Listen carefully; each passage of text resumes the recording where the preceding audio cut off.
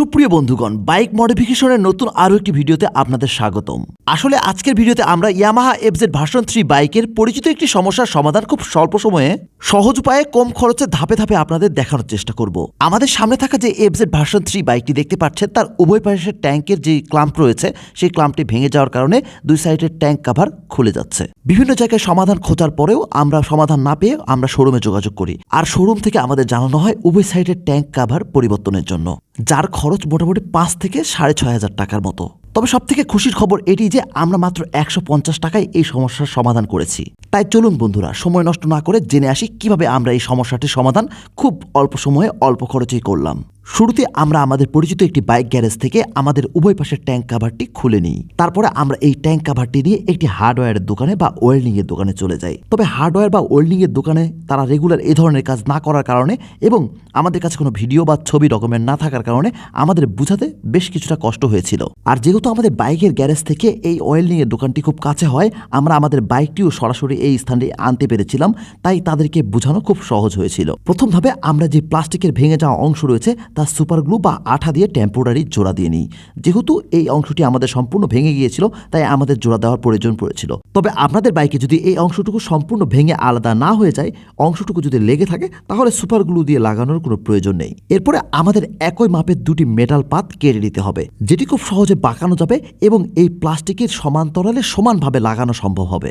এভাবে দ্বিতীয় ধাপে প্লাস্টিকের অংশের সাথে মেটালের পাতটি সমান এবং সমান্তরালে বেন্ড করার পরে প্লাস্টিকের ক্লাম্পের অংশের ছিদ্র দিয়ে আমাদের এই মেটাল পাতের উপরে একটি মার্ক করে নিতে হবে, যেখানে আমরা স্ক্রু হোলটি তৈরি করব।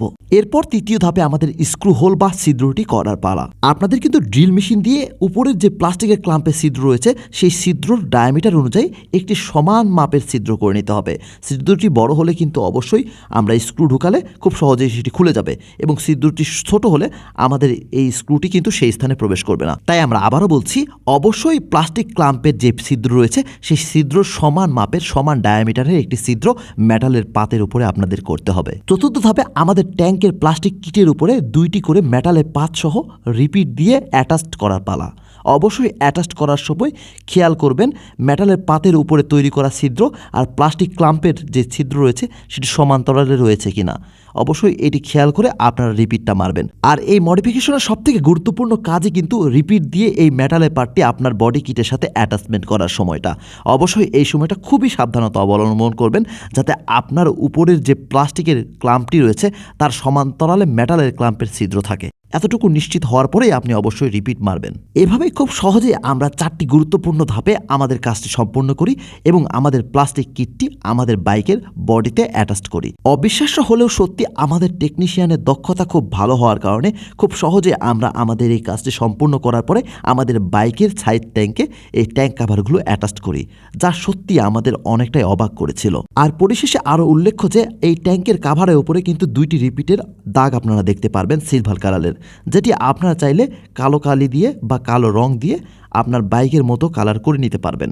তবে আমাদের বাইকটি যেহেতু সিলভার আর ব্ল্যাকের কম্বিনেশনে তৈরি, তাই আমরা এই অংশটুকু সিলভার রেখেছিলাম, যা এতটাও খারাপ দেখতে লাগছিল না। সুপ্রিয় বন্ধুগণ, আজ এ পর্যন্তই। দেখা হবে নতুন কোনো বাইক মডিফিকেশনের ভিডিওতে। অবশ্যই আমাদের সাথেই থাকবেন। ধন্যবাদ।